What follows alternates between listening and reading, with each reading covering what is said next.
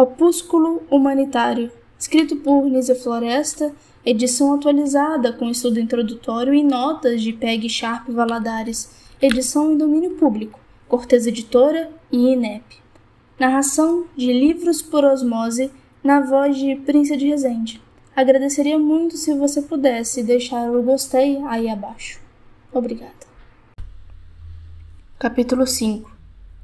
É uma verdade incontestável que a educação da mulher muita influência teve sempre sobre a moralidade dos povos e que o lugar que ela ocupa entre eles é o barômetro que indica os progressos de sua civilização. Entre os bárbaros do norte e os selvagens da América e da Oceania, que papel representou e representa ainda a mulher, principalmente nas duas últimas regiões? A fé, que muita humilhante seria para uma mulher dizê-lo. Aqueles que têm viajado por esses países ou lido a narração de seus povos fazem verídicos historiadores lamentam tanta degradação da espécie humana. Deixaremos em silêncio a sorte da mulher da Europa na Idade Média, sob o Clovis, Carlos Magno, Otton o Grande, Godofredo de Bouillon, Rodolfo de Habsburgo e Maomé II, vencedor de Constantino XII, o último imperador grego, com o qual acabou o Império Cristão de Bizâncio, para dar lugar, entre as monarquias europeias, à primeira monarquia otomana. Nota da editora sobre Clovis. Clovis, aproximadamente 466 a 511, rei dos francos, ganhou importância quando, casando-se com a princesa Matilde, converteu-se ao catolicismo e com isso recebeu apoio para unificar o território francês, estendendo-o até o meridiano. Nota da edição sobre Carlos Magno. A Carlos Magno, 742 ou aproximadamente a 814, se atribui o restabelecimento do antigo Império de Roma no contexto da Idade Média. Disso foi o fato representativo a sua coroação como imperador do Ocidente pelo Papa Leio III no Natal do ano de 800. Nota da edição sobre Otton o Grande. O nome de Otton I o Grande, 912 a 973, corre paralelo, do lado alemão, ao de Carlos Magno na França, no dia 2 de fevereiro de 962. O controvertido Papa João XII, 955 a 962, o coroou como fundador do chamado Sacro Império Romano Germânico. Nota da editora sobre Godofredo de Bouillon.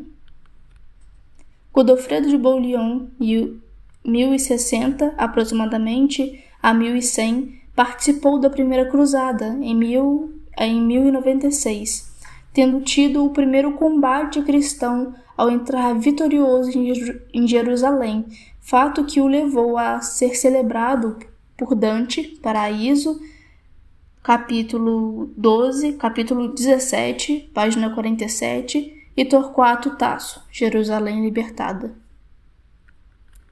Nota da editora sobre Monarquia Otomana.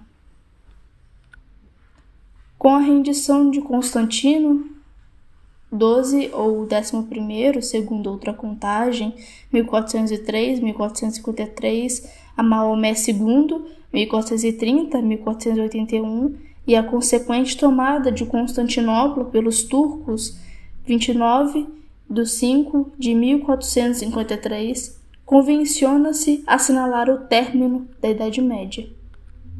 Fim das notas da edição.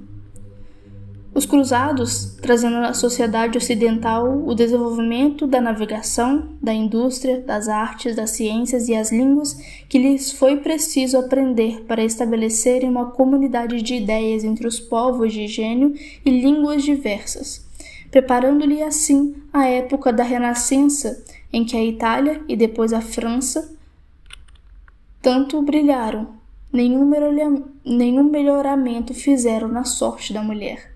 A voz de Pedro Eremita, Urbano II, São Bernardo, etc., corriam os reis e os povos cristãos à longínqua Palestina para libertar os lugares santificados pelo Cristo, enquanto deixavam por libertar de férrea educação as mulheres, que Deus havia tão altamente enobrecido na Divina Mãe do mesmo Cristo.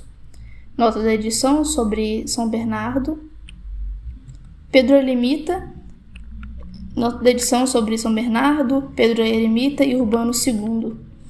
Pedro Eremita, 1050 aproximadamente a 1115, foi o paladino da Primeira Cruzada, 1095 a 1100, convocada pelo Papa Urbano II, 1042 a 1099, no Concílio de Clermont, em 1095.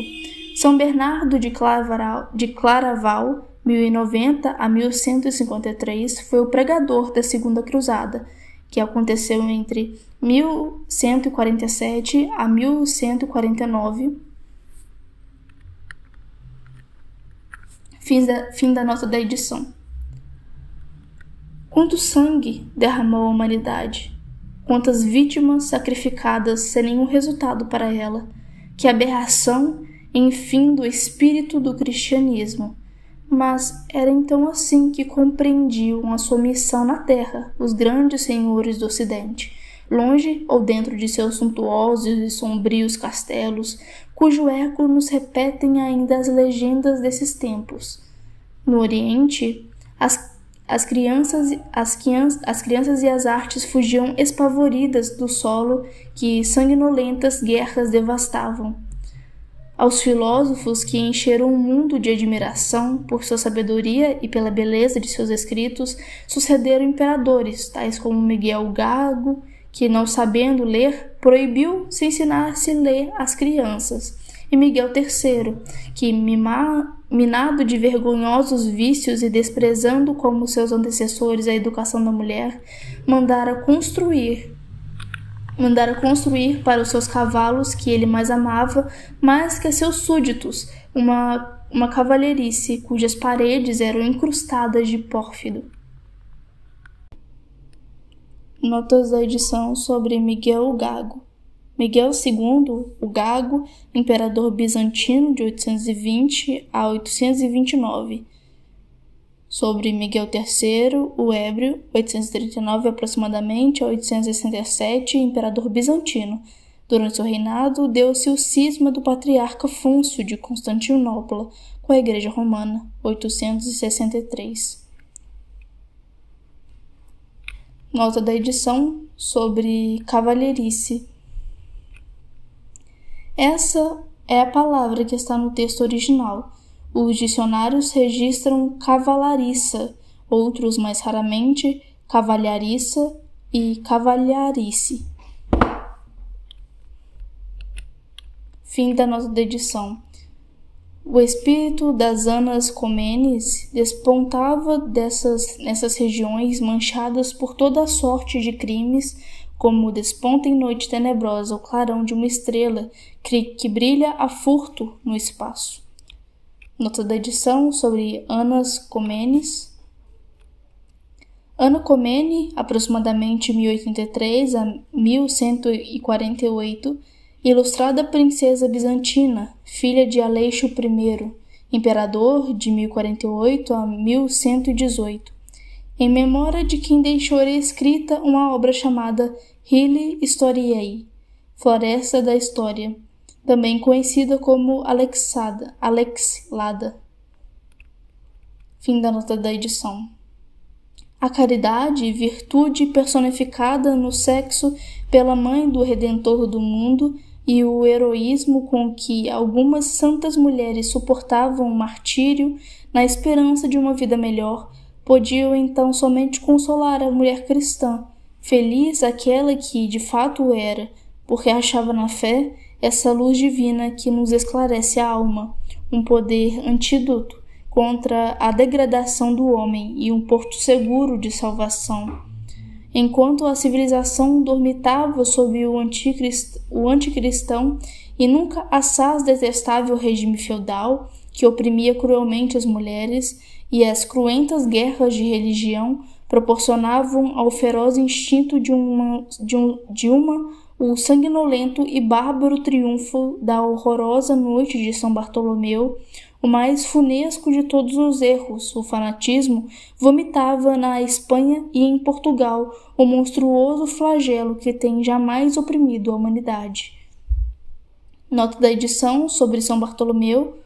A autora refere-se ao massacre dos huguenoides calvinistas franceses, ordenado por Catarina de Médicis, a 24 de agosto de 1572, dia em que, no martirólogo romano, se comemora a festa do apóstolo Bartolomeu. Fim da nota da edição. O tremendo tribunal do Santo Ofício, esse vergonhoso parto dos tempos modernos do cristianismo, tão fatal aos progressos da civilização, não queria encontrar nas vítimas que imolava a moral esclarecida a virtude obstinadas das barorquinas. Nota da edição sobre Santo Ofício. O Tribunal do Santo Ofício, ou da Santa Inquisição, foi instituído em fins do século XII como órgão de combate com o recurso frequente à tortura e à morte na fogueira a quem fosse considerado herege. Em Portugal e na Espanha, durou até o século XVII. Atualmente modificado, sobrevive na Cúria Romana, através da Sagrada Congregação do Santo Ofício, a qual está entregue à vigilância sobre a ortodoxia católica.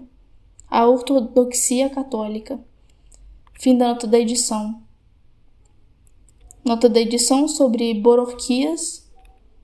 As bororquias, com este nome, são personagens de ficção. De existência real, mencionam-se Maria de Bohorques, vítima do primeiro auto de fé da Inquisição realizado em Sevilha, 24 de setembro de 1559, jovem de 21 anos incompletos, e a sua irmã, Joana Bohorques, vítima do segundo auto de fé na mesma cidade, 22 de dezembro de 1560, feita prisioneira ainda grávida, torturada e morta apenas 15 dias após ter dado à luz. Os seus próprios juízes, depois, reconheceram-lhe a inocência. Numa história da Inquisição escrita por Philippe Limborch, se reúnem como sendo uma só pessoa, Cornélia Bororquia. Os nomes de Maria Comey e Maria de Bohorques, duas vítimas distintas do mesmo auto da fé. Esse equívoco foi depois consagrado numa novela espanhola, baseada em nomes e fatos inverídicos, conforme o testemunho de Dom Jean Antoine Laurent, em sua Histoire critique de Inquisition de Espanha. Paris, Treute et Vers, 1818, segunda edição, tomo 2º, página 266 a 71, parágrafo 71, a 993, 95, que afirma ter tido em mãos os autos do processo das duas irmãs Bohorques. Fins da nota da edição. Assim, a educação da mulher ficou estacionária, principalmente nesses países, que a natureza enriqueceu de seus mais belos dons.